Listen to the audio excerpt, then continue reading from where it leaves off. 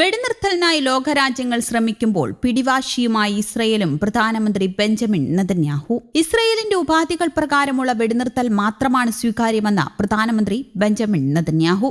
Gaza സിറ്റിയുടെ 40% കീഴടക്കിയെന്നും കൂടുതൽ ശക്തമായ ആക്രമണം ഉടൻ നടക്കുമെന്നും ഇസ്രയേൽ സേന.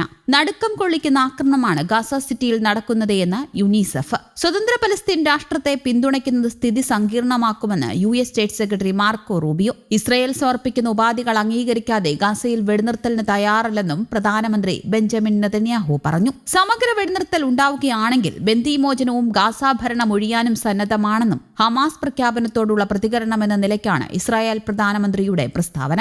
ഗാസ സിറ്റിയുടെ 40% പിടിച്ചെടുത്തുവെന്നും ഇനിയുള്ള ആക്രമണം നിർണായകമാണെന്നും ഇസ്രായേൽ സൈനിക വക്താവ് അറിയിച്ചു. ഇതിനായി 10,000-കണക്കിന് റിസർവ് സൈനികരെ ഒരുക്കി നിർത്തിയതായും സൈന്യം വ്യക്തമാക്കി. ആക്രമണത്തിൽ ഇന്നലെ മാത്രം 78 പേർ കൊല്ലപ്പെട്ടു. ഇവരിൽ 44 മരണവും ഗാസ സിറ്റിയിലാണ്. ഗാസ സിറ്റിയിലെ ഒരു കുടുംബത്തിലെ എല്ലാവരും കൊല്ലപ്പെട്ടു. ഇതുവരെ ഗാസയിൽ കൊല്ലപ്പെട്ടവർ 64,231. ഭക്ഷണം തേടിയെത്തിയ 13 പേർക്കും വെടിവെപ്പിൽ ജീവൻ നഷ്ടമായി. ഗാസ സിറ്റിയിലെ സ്ഥിതിഗതികൾ അങ്ങേയറ്റം ഹൃദയഭേദകമാണെന്നും യുനിസെഫ് അറിയിച്ചു. 10,000 ഗാസ സിറ്റിയിൽ മരണം കാത്തുകഴിയുന്ന അവസ്ഥയിലാണെന്നും യുനിസെഫ് വ്യക്തമാക്കി. അതിനിടെ സ്വതന്ത്ര പലസ്തീൻ രാഷ്ട്രത്തിന് പിന്തുണ നൽകാൻ കൂടുതൽ രാജ്യങ്ങൾ സന്നദ്ധത അറിയിച്ചിരിക്കെ ഇസ്രയേലിന് വേണ്ടി ഭീഷണിയുമായി അമേരിക്ക രംഗത്ത് വന്നു. ഇസ്രയേലിനെ പ്രകോപിപ്പിക്കുന്ന ഇത്തരം നടപടികൾ സ്ഥിതി കൂടുതൽ സങ്കീർണമാക്കുമെന്നും യൂറോപ്യൻ രാജ്യങ്ങൾക്കും മറ്റും US state secretary Marco Rubio മുന്നറിയിപ്പ് നൽകി. അല്ലാത്തപക്ഷം വെസ്റ്റ് ബാങ്കിനുമേൽ ഇസ്രയേൽ പരമാധികാരം സ്ഥാപിച്ചേക്കുമെന്നും മാർക്കോ റൂബിയോ പറഞ്ഞു. എന്നാൽ പലസ്തീൻ രാഷ്ട്രത്തെ പിന്തുണയ്ക്കാനുള്ള പ്രഖ്യാപിത നിലപാടിൽ മാറ്റമില്ലെന്ന് ഫ്രാൻസും കാനഡയും പ്രതികരിച്ചു.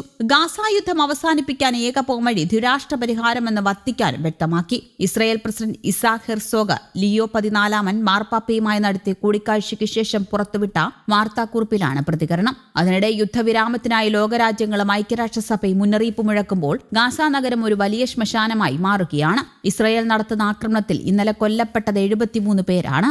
ഭക്ഷണം കാത്തുനിൽക്കുന്ന 14 പേരും വെടിയേറ്റ് കൊല്ലപ്പെട്ടു. ഗാസ സിറ്റിക്ക് നേരെ കരവ്യോമ ആക്രമണങ്ങൾ തകൃതിയാക്കിയാണ് ഇസ്രയേലിന്റെ നരമേധം. വടക്കൻ ഗാസയിലും കനത്ത ആക്രമണം തുടരുകയാണ്. ഷൈഖ് റദ്വാൻ പ്രദേശത്ത് ആക്രമണത്തിൽ 6 പേർ കൊല്ലപ്പെട്ടു. മുഴുവൻ ബന്ദികളെയും ഹമാസ് കൈമാറിയാൽ ഗാസ യുദ്ധം അവസാനിക്കുമെന്ന് US പ്രസിഡന്റ് ഡൊണാൾഡ് ട്രംപ് പറഞ്ഞു. സമഗ്ര വെടിനിർത്തലിന് തങ്ങൾ സന്നദ്ധമാണെന്നും യുദ്ധവിരാമവും സൈനിക പിന്മാറ്റവുമാണ് വേണ്ടതെന്ന് ഹമാസ് പ്രതികരിച്ചു. അതേസമയം വെടിനിർത്തൽ കരാറിനെതിരെ ഇസ്രയേലിനുള്ളിൽ പ്രക്ഷോഭം ശക്തമാണ്. തന്നെ വധിക്കാനാണ് പ്രക്ഷോഭകരുടെ നീക്കമെന്നും പുറത്തുനിന്നുള്ളവരുടെ പിന്തുണ പ്രക്ഷോഭകർക്ക് ലഭിക്കുന്നതായും ഇസ്രയേൽ പ്രധാനമന്ത്രി ബെഞ്ചമിൻ നെതന്യാഹു ആരോപിച്ചു. ഗാസയിൽ തുടരുന്ന ഇസ്രയേൽ ആക്രമണം ഉടൻ അവസാനിപ്പിക്കാൻ അടിയന്തര നടപടി വേണമെന്ന് UN ആവശ്യപ്പെട്ടു. ഇസ്രയേലിന്റെ വംശഹത്യാ പദ്ധതി ഇനിയും കണ്ടുനിൽക്കാൻ കഴിയില്ലെന്ന് തുർക്കി പ്രസിഡന്റ് റജബ് തയ്യിപ് എർദോഗാനും മുന്നറിയിപ്പ് നൽകി. ഗാസ യുദ്ധത്തിൽ ബ്രിട്ടീഷ് സർക്കാർ ഇസ്രയേലിന് പിന്തുണയേകുകയാണെന്ന് ആരോപിച്ച് ലേബർ പാർട്ടി മുൻ നേതാവ് ജെറമി കോർബിൻ നേതൃത്വം നൽകുന്ന സംവാദ പരിപാടിക്ക് ലണ്ടനിൽ ഇന്നലെ തുടക്കമായി. ഇസ്രയേലിന്റെ യുദ്ധക്കുറ്റങ്ങളിൽ ബ്രിട്ടന്റെ പങ്ക് അന്വേഷിക്കാനുള്ള ഗാസ ട്രൈബ്യൂണൽ എന്ന പേരിലാണ്